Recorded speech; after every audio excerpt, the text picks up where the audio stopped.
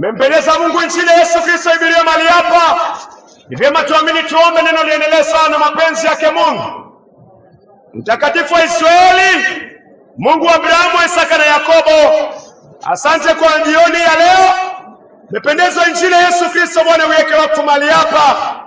Nenda ukaongee na moyo wa mama huyu, nenda ukaongee na moyo wa kijana huyu, nenda ukaongee na moyo wa mzee huyu Bwana, nenda ukaongee na moyo wa mtoto huyu, na ni kwa jina lake Yesu Kristo aliye Bwana na mkombozi wetu, amina. Kitabu ni Luka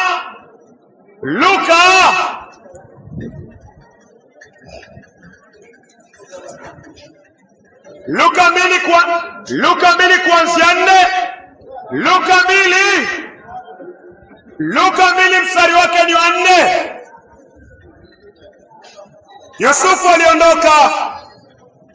Yusufu naye aliondoka Galilaya kutoka mji wa Nazareti, akapanda kwenda Uyahudi mpaka mji wa Daudi uitwao Bethlehemu, kwa kuwa yeye ni wa mbari na jamaa ya Daudi, ili andikwe pamoja na Mariamu mkewe, ambaye amemposa naye ana mimba.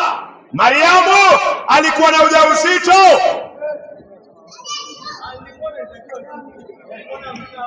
Mstari wa 6, Luka 2:6.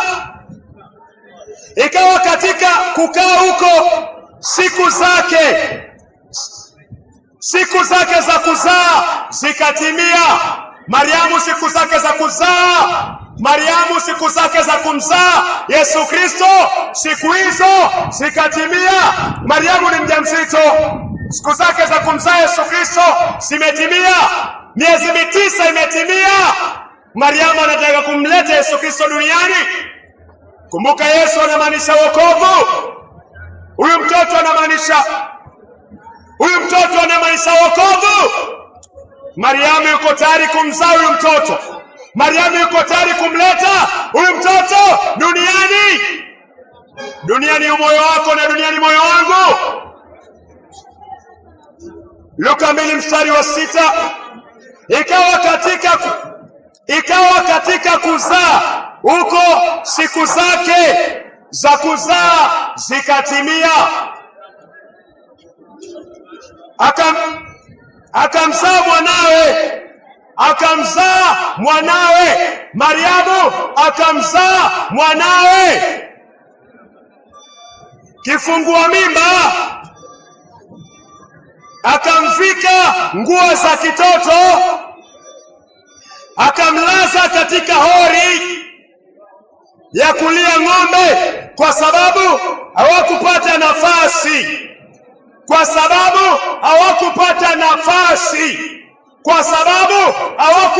nafasi.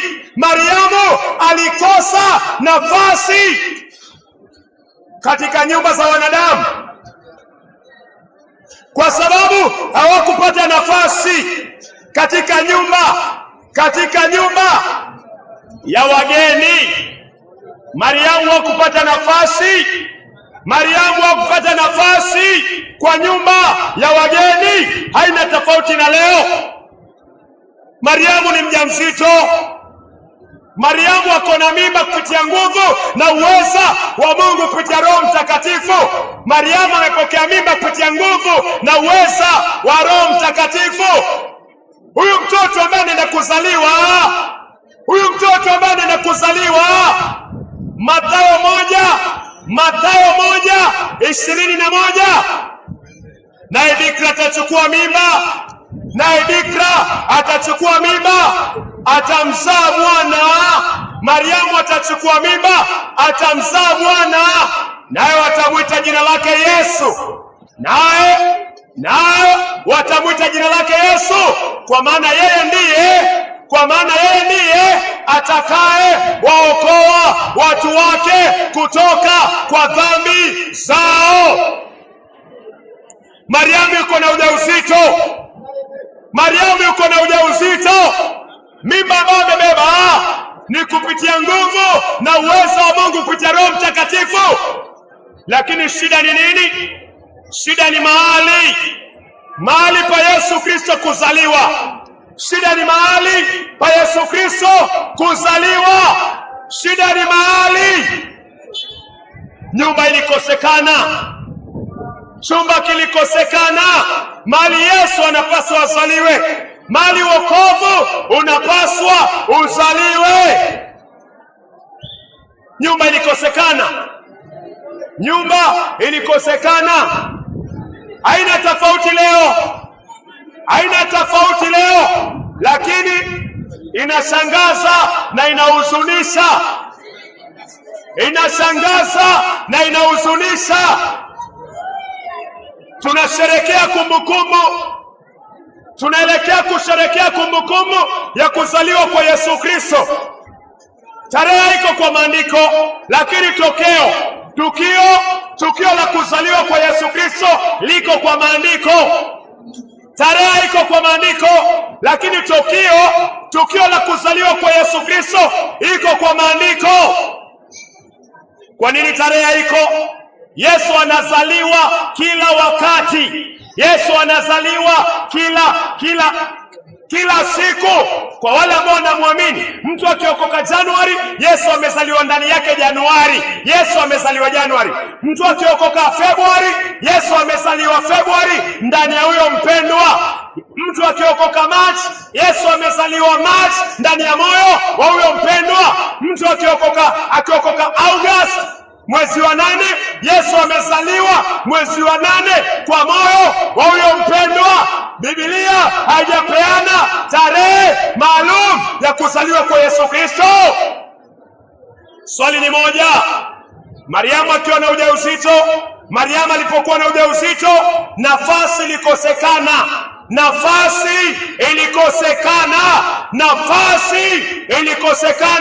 Mariamu akamzaa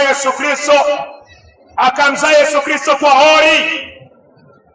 Kwa nini Yesu alizaliwa kwa hori? Kuna sababu nyingi. Yeye ni mwana kondoo wa Mungu, lazima azaliwe mahali kondoo wako. Kweli kabisa. Lakini pia tukiangalia kwa mtazamo mwingine, wanadamu milango yao ilikuwa imejaa. Hawakuwa na muda, hawakuwa na nafasi. Haina tofauti na leo. Watu wanataka kusherekea, waende wakanywe pombe, wafanye usherati, wafanye anasa, waende kwa waganga, wakachukue nguvu za waganga, wengine wakalale na waganga. Ni Christmas hiyo. Ni Christmas hiyo. Nani amekudanganya wewe?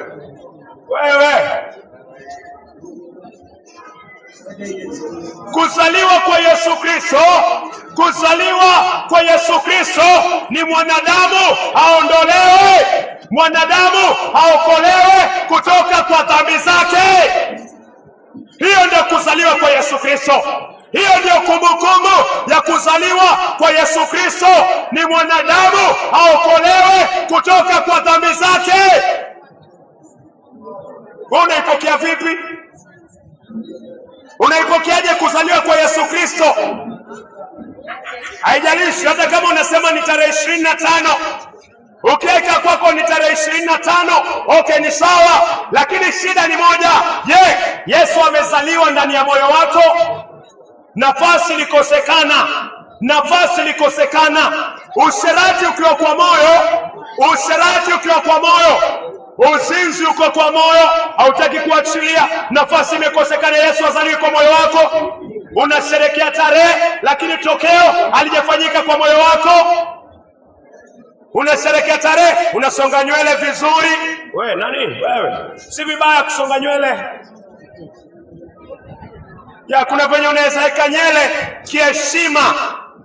Kuna venye unaweza weka nywele kiheshima. So sitaki tuende sana kuhusiana na mavazi, lakini kuna kitu Mungu anataka tuongelee hapa. Unasonga nywele, sawa. Unanunua chapati, sawa. Unakula kuku, vizuri sana. Lakini unaisherekea vipi? Yesu yuko kwa moyo. Kwa nini Yesu alizaliwa? Hiyo ndio sababu muhimu kwanza. Kabla tule chapati, kabla tuvae nguo nzuri, kabla tuchinje huyo kuku, Kwanza tunafaa tujue kwa nini Yesu Kristo anazaliwa. Hizi kelele zote hizi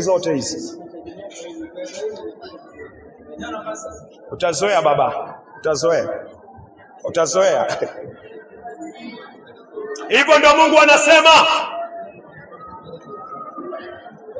Mungu anasema, Kweli kuna watu watafunga kazi wakati wa Christmas, lakini Yesu amezaliwa kwa moyo wako kweli? Yesu amezaliwa kweli kwa moyo wako? Mpendo, hilo ndio swali. Je, Yesu amezaliwa? Hilo ndio swali nafaa ujiulize.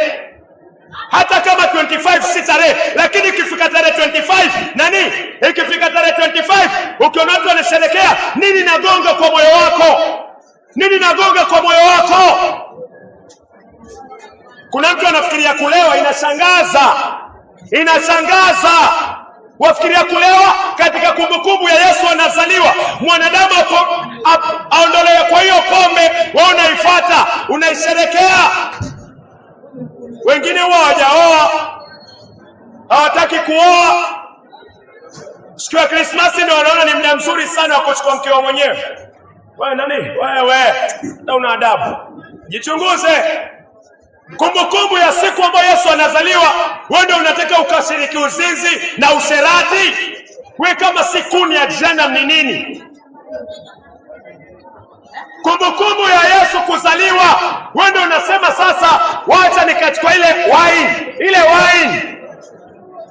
Kumbukumbu la Yesu kuzaliwa, wewe ndio unaenda unavaa nguo chafu, unavaa nguo ambayo ina msimamo, unavaa nguo ambao vifua vyako viko nje, makalio yako yako nje, unakimbia baharini.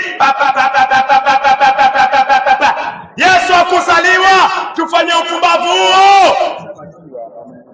Yesu akuzaliwa tufanye upumbavu huo. Yesu alizaliwa ili mwanadamu aokolewe kutoka kwa dhambi zake, na lazima kuwe na toba. Amka. Unajua Desemba Yesu anazaliwa, sawa, hakuna tarehe maalum, lakini tukio la kuzaliwa kwa Yesu linagongaje ndani ya moyo wako? Mungu anataka toba, mkazi wa Kongowea. Mungu anataka toba, mkazi wa Kongowea. Kuna watu hawatafika 2026. Chunga. Haujapewa ahadi kwamba, haujaandikiana mkataba kwamba mimi na wewe tutafika 2026. Hakuna mahali uko na agreement. Mimi sina guarantee ya kufika 2026, lakini niko na imani. Inamaanisha hata Mungu akinichukua itakuwa ni amina. Hatuna guarantee ya kufika 2026. Chochote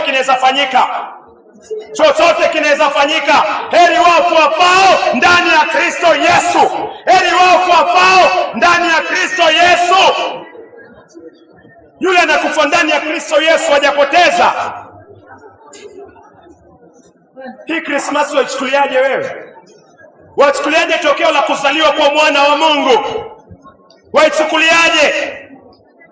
Utachomwa wewe.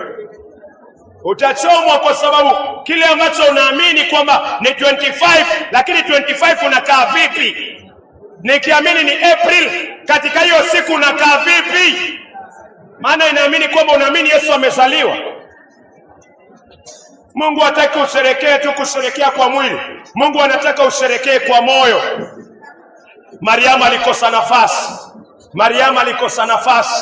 Je, kwa moyo wako kuna nafasi ya Yesu Kristo? Je, umeokoka? Je, umezaliwa mara ya pili? Je, Mungu amekuosha? Mungu amekupatia toba? Mungu amekuondoa katika dhambi? Je, kwa uwezo wa Mungu na Roho Mtakatifu umegeuzwa kutoka kwa makosa yako yote? Je, unaishi maisha matakatifu ndani ya Kristo Yesu kila siku kwa uwezo wa Roho Mtakatifu? Je, unaomba? Je, unasoma neno? Je, uko na upendo ndani ya moyo wako?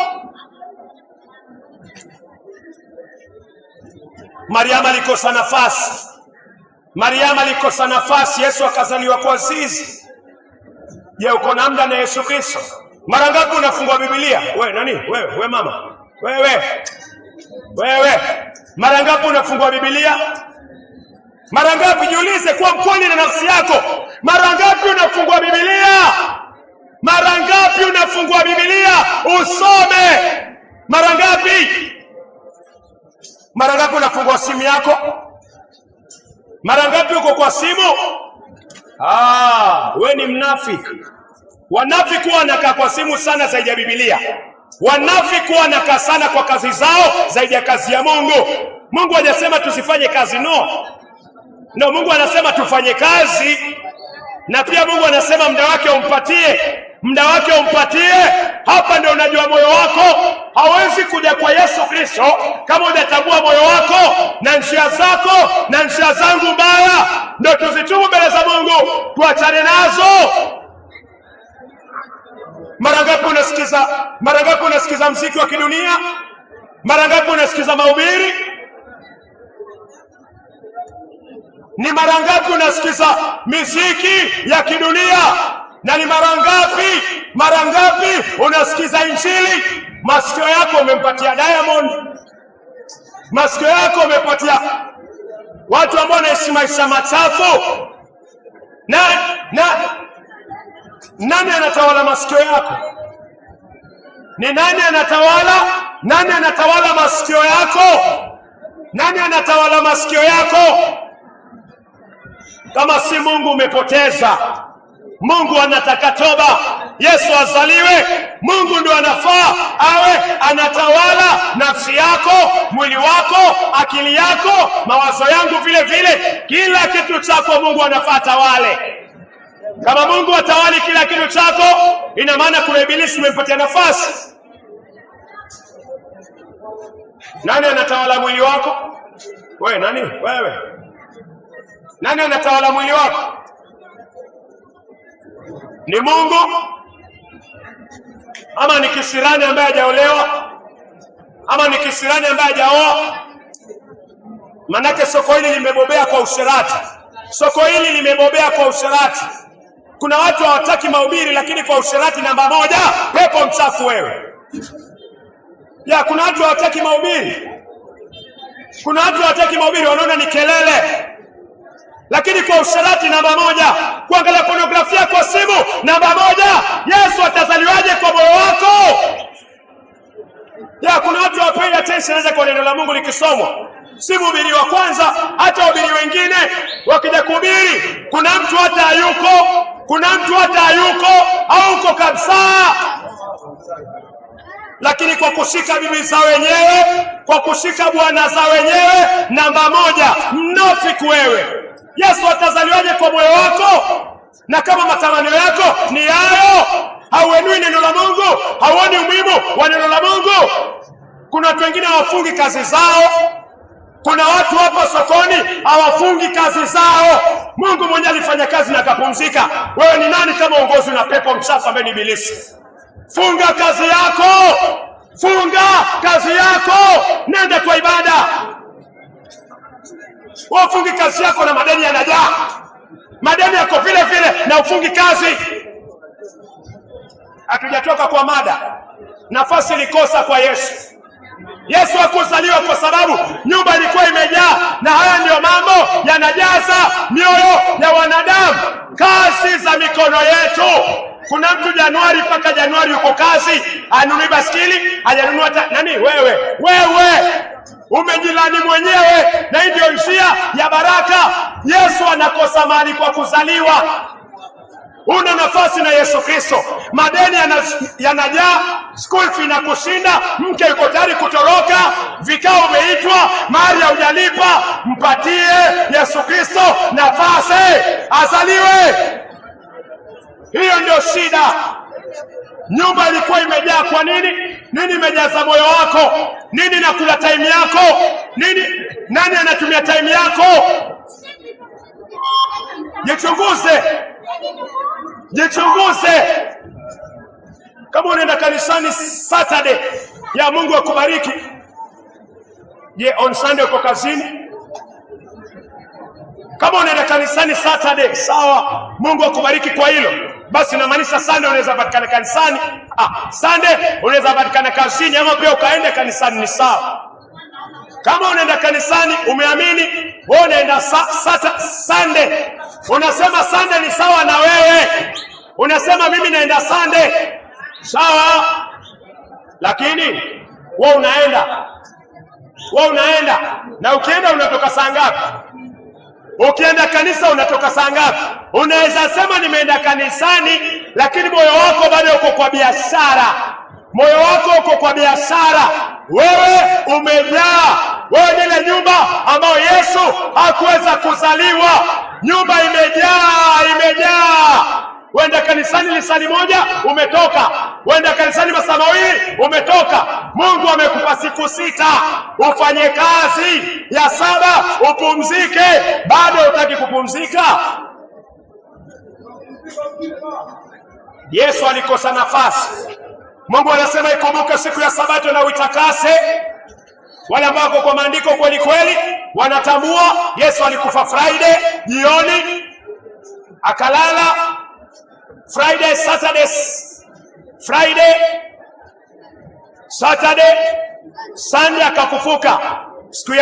Siku ya kweli ya kibibilia, siku ya Sabato ya kibibilia ni Saturday. Ni Saturday.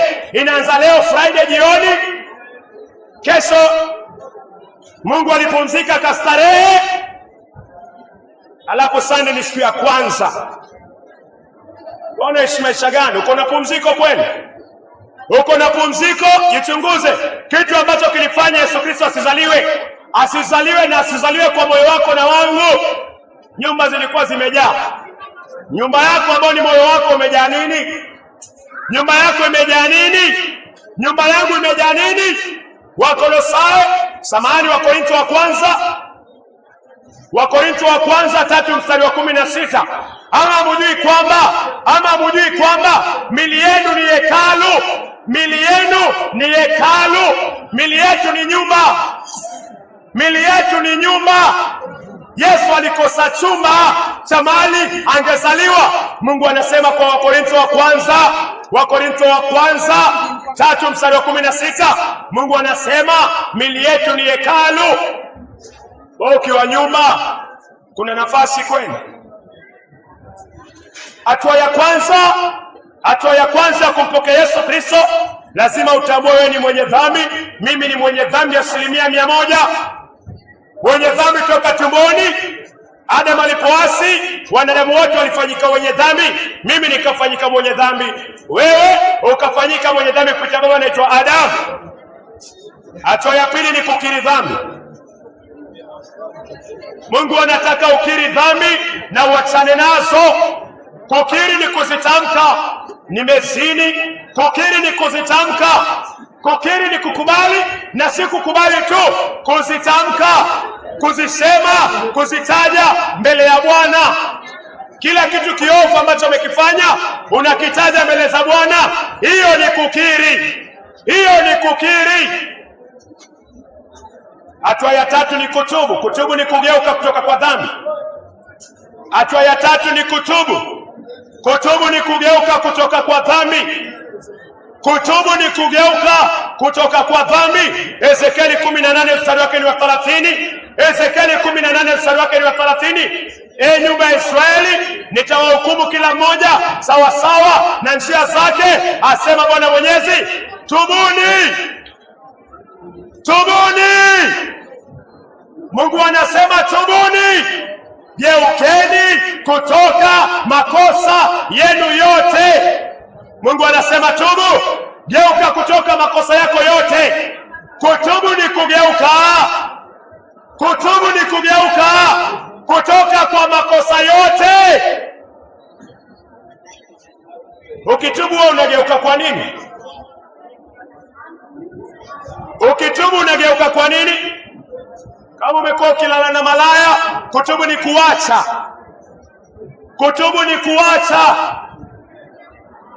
Kama umekuwa ukilala na mpango wa kando, kutubu ni kuacha. Kama umekuwa mlevi, kiri mbele za Bwana, geuka. Mwamini Kristo aliyetolewa, alizaliwa mwanadamu aokolewe kwa dhambi, na lazima utubu hizo dhambi kwa kuzikiri na kuziwacha na kuamini damu iliyomwagika Golgotha ili dhambi zioshwe. Christmas iumike ndani ya moyo wako. Christmas ni wakati dhambi inaoshwa kwa moyo. Christmas ni wakati dhambi inaoshwa kwa moyo, alafu Kristo anazaliwa kwa moyo wako. Hiyo ndiyo Christmas. Wakati unatengwa kwa dhambi, sio wakati unararua chapati na uko na mpango wa kando hapo. Wewe nani? Wewe mwanamke umeolewa lakini hata Christmas ufahamu. Sio wakati unakula kuku na uko kwa dhambi. Christmas ni wakati umetengwa na dhambi na Yesu anazaliwa kwa moyo wako. Hiyo ndio Christmas. Kuzaliwa kwa Yesu Kristo ndani ya mioyo yetu. Hiyo ndio Christmas. Si wakati unabugia pombe, unasema ni tarehe 25. Haiendi hivyo. Si wakati unabugia pombe, mgoka umeka kwa mdomo, unakunywa sijui energy, unakula unasema ni Christmas. Hiyo si Christmas. Christmas ni wakati dhambi zako zinaoshwa. Christmas ni wakati Yesu ambaye ni wokovu anazaliwa ndani ya moyo wako kupitia toba na imani. Toba na imani. Hiyo ndio Christmas ya kibibilia ambayo Mungu anaikubali. Tubu dhambi, usijaze tu kanisa. Usiule yule wa kuweka joto kwa kiti cha kanisa. Badilika. Tangu anze kwenda kanisani, ni kipi kimebadilika? Tangu anze kwenda kanisani, nini imebadilika kwa maisha yako? Dhambi gani kwa uwezo wa nguvu za Mungu zimekuwa kando? Nini umetengwa na uchafu gani? Jipime. Usiwe mfasi wa kufuata tu. Usiwe mfasi wa kufuata tu. Kaburi ni lako peke yako. Usiwe mfasi wa kufuata tu.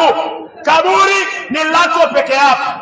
Kusimama mbele ya kiti cha hukumu cha Yesu Kristo ni wewe peke yako. Ni wewe. Hautafuata pasta wako. Hautasema mimi nilikuwa nafuata Katoliki tu. Wafuata tu kama mkia. Nani wewe? Shukae chini. Ujiulize ni nini inabadilika kwa maisha yangu? Kaburi ni lako peke yako.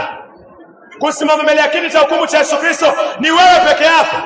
Kutubu dhambi ni kwa uwezo wa Mungu na ni wewe peke yako. Yesu kuzaliwa kwa moyo wako, atazaliwa kwako peke yako. Kila mtu akiamini ni personal na ni individually.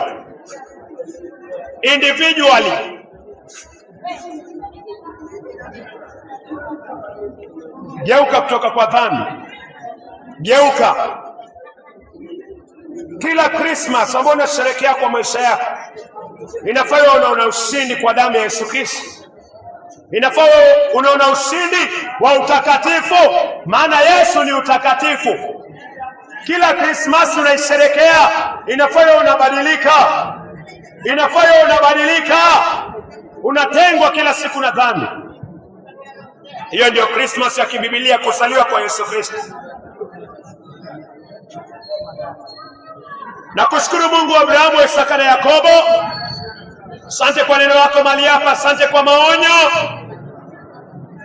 Mungu unasema unayempenda unamkaripia ili apate kugeuka kutoka kwa njia mbaya, ili tupate kugeuka kutoka kwa njia ambazo hazikupendezi, ili tutambue Christmas Bwana ya kibibilia ni kwamba Mariamu alipokea mimba kupitia nguvu za Roho Mtakatifu, na mtoto ambaye aliyezaliwa ni Yesu Kristo aliyekuja na kuhubiri toba kwa Mathayo 4:17. Mathayo 4:17 akatuhubiria kwamba tunapaswa tugeuke kutoka kwa dhambi zetu na makosa yetu. Bwana Mungu umenena na mahali hapa kuhusiana na Christmas ya kibibilia, kuhusiana na maana ya Christmas, kuzaliwa kwa mtoto ambaye anaitwa wokovu, ambaye ni Yesu Kristo ndani ya moyo yetu. Mungu saidia aliyesikia pale kubadilika. Mungu saidia aliyesikia pale kuhukumika kuhusiana na ile maisha machafu ameishi 2025. Bwana msukume mpaka kwa maisha masafi ya Mungu. Tusaidie Bwana mizigo ambayo tumesema kwamba kupitia Kristo Yesu tunapata pumziko. Kampatie pumziko mama huyu, kijana huyu, mzee huyu Bwana, na ukamwonyesha uzito wa dhambi, hata mimi vile vile Bwana, na ukatuonyesha uzito wa dhambi kwamba ni dhambi Bwana ndio iliyemweka Yesu msalabani na ikaitisha maisha yake Bwana. Asante kwa dhabihu bora, asante kwa dhabihu takatifu ya Kristo Yesu, na ni kwa jina lake Yesu tumeomba na tukiamini. Amina.